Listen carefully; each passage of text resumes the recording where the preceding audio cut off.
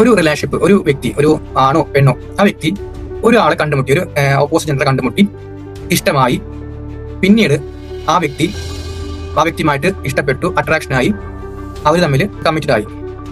ശേഷം ഇവര് ആദ്യമൊക്കെ നല്ലപോലെ പോയി, നല്ല ഹാപ്പി ആയിട്ടുള്ള റിലേഷൻഷിപ്പ് ആയിരുന്നു, ഭയങ്കര കെയറിങ്, എപ്പോഴും കോൾ ചെയ്യുന്നു, നല്ല സ്നേഹമായി.